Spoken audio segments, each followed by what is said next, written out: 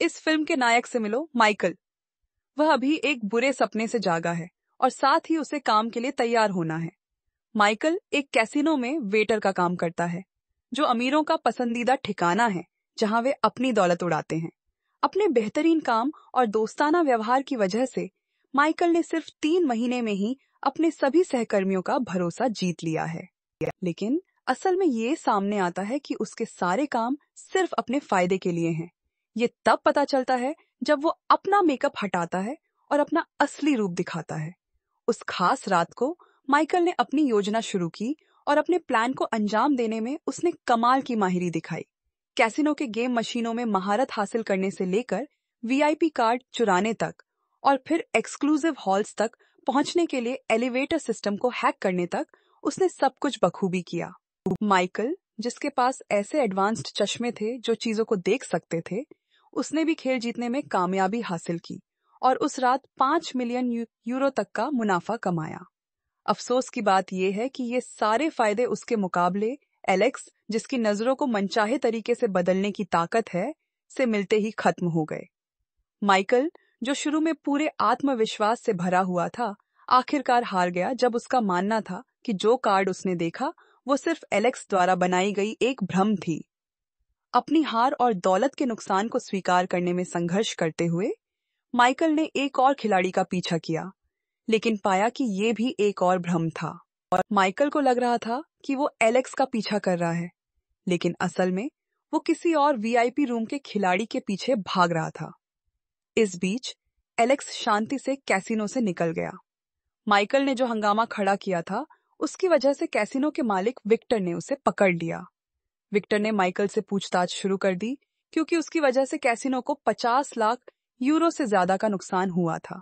उसने पैसे वापस करने की मांग की और माइकल को 1 हफ्ते का समय दिया। शुरुआत में माइकल ने पैसे वापस करने से मना कर दिया, क्योंकि उसके भी पैसे डूब गए थे और वह गुस्से में था। एलेक्स के अलौकिक करतबों के बावजूद विक्टर की धमकियों के बाद उसने मान ही लिया। समय बर्बाद न करने के चक्कर में माइकल अपने एक पुराने दोस्त लियोन के पास गया, जो एक छोटे कैसीनो का मालिक था। वहां माइकल ने एक हार देखा जिस पर एलेक्स के टैटू जैसा ही निशान था।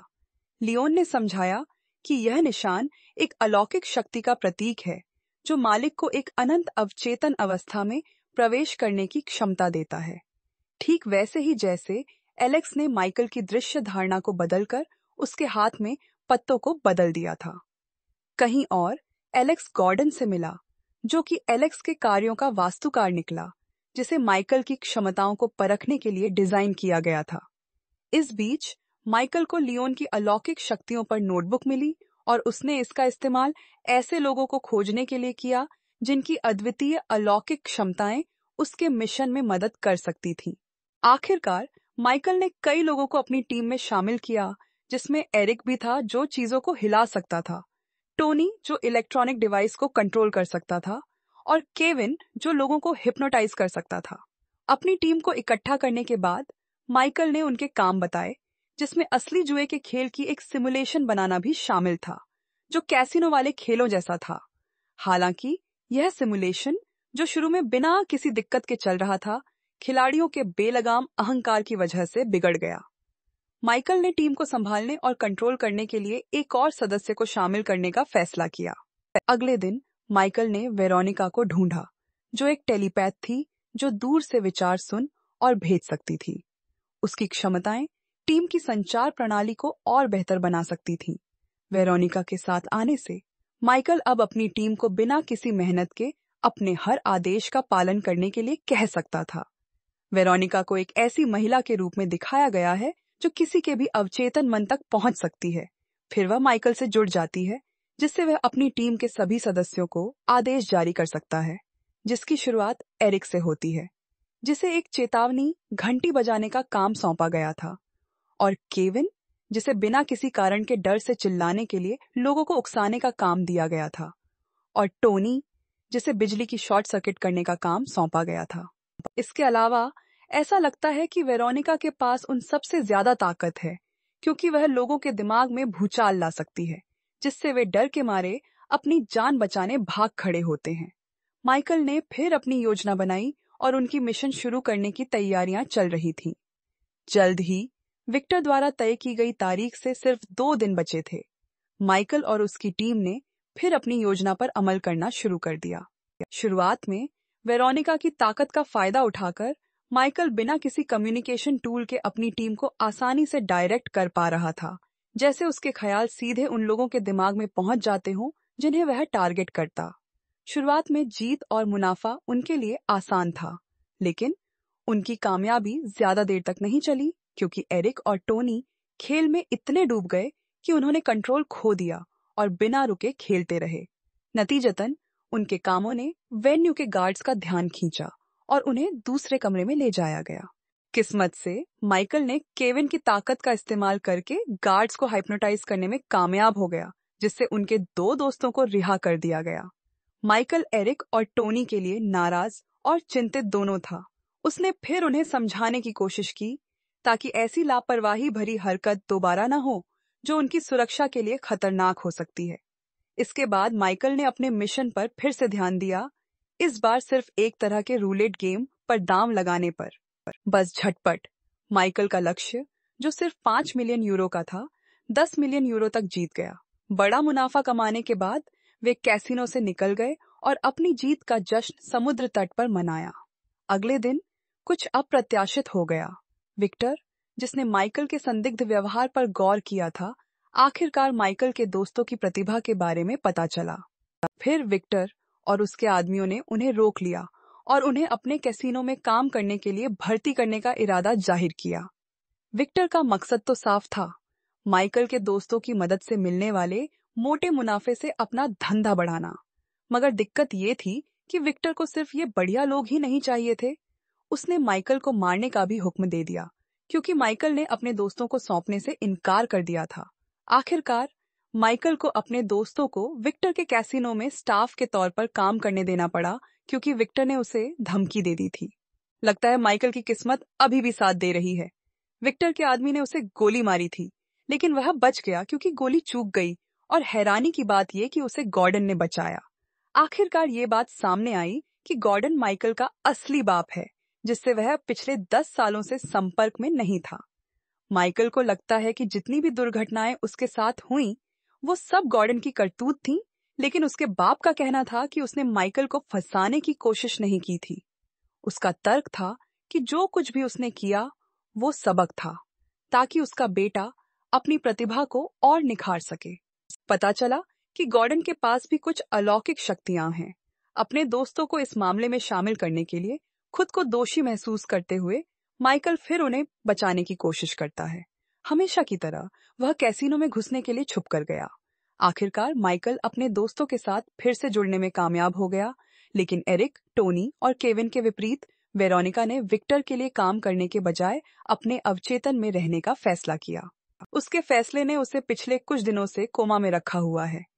यह सुनकर माइकल, जो वेरोनिका से प्यार करने लगा है, एक नई योजना बनाने लगता है और वे फिर से एक्शन में हैं।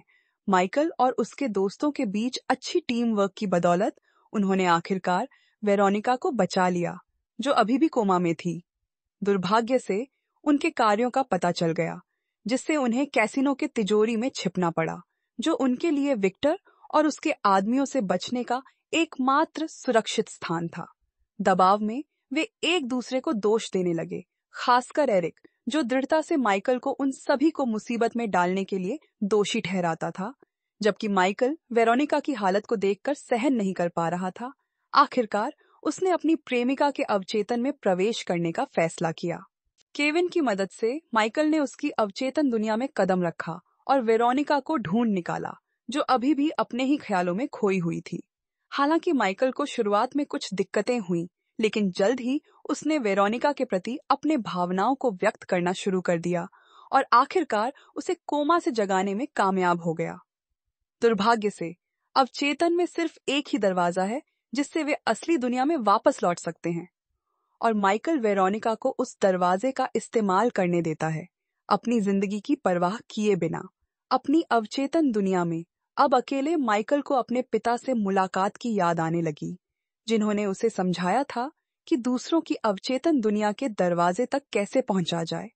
पता चला कि गॉर्डन ने अपनी अलौकिक शक्तियां माइकल को दे दी थीं और उस समय उसने अपने बेटे को एक कंपास भी दिया था। कुछ ही पल बाद माइकल, जिसे अभी अभी अपने अंदर अलौकिक शक्तियों के होने का एहसास हुआ था, ने अचानक एक और आदमी को देखा जो उसके अवचेतन में प्रवेश कर गया था। उसका अवचेतन उसे एक और दरवाजे की ओर ले जाने लगा और जिस आदमी से उसकी मुलाकात हुई वह एलेक्स था। एलेक्स को खास तौर पर गॉर्डन ने माइकल को उसकी नई शक्तियों को समझने में मदद करने के लिए निर्देशित किया था। एलेक्स ने माइकल को उसके अतीत में वापस लाने में भी अहम भूमिका निभाई जब विक्टर के आदमी उस पर बंदूक ताने हुए थे। एलेक्स की मदद से माइकल खुद को गोली से बचाने में कामयाब रहा। इसके कुछ ही देर बाद वेरोनिका, जो पहले ही अपने कोमा से बाहर आ चुकी थी, ने माइकल को जगा दिया। माइकल अपनी नई शक्तियों को दिखाने के लिए बेताब ने अपने दोस्तों से पैसे से भरे सेफ को जल्दी से छोड़ने का आग्रह किया। शुरुआत में हिचकिचाहट के बावजूद उन्हें अंततः समझ में आ गया कि माइकल को एक नई क्षमता मिल गई है जो उसे दूसरों के अवचेतन में प्रवेश करने और उनके दिमाग को नियंत्रित करने में सक्षम बनाती है, भले ही यह घटना पहले ही हो चुकी हो। माइकल ने विक्टर की सोच को बदलने में कामयाबी हासिल कर ली। उसे यकीन दिला दिया कि उसका सेफ माइकल और उसके गैंग ने तोड़ दिया है। इस वजह से कैसीनो के मालिक ने अपने सारे आदमियों को बिल्डिंग के दूसरी तरफ उनका पीछा करने के लिए भेज दिया। माइकल और उसके दोस्त आखिरकार चुपचाप कैसीनो से निकलने में कामयाब हो गए। वे सब एक बीच पर एलेक्स से मिलने गए जो उनके आने का इंतजार कर रहा था।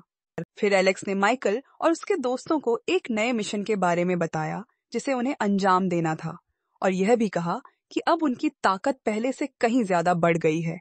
अचानक वहां एक ऐसा शख्स भी आ गया जो अपनी हथेली पर आग का बवंडर बना सकता था। संक्षेप में कहें तो 3 महीने बाद माइकल अब गॉर्डन के साथ चल रहा है और वे अपने अगले मिशन की योजनाओं पर चर्चा कर रहे हैं।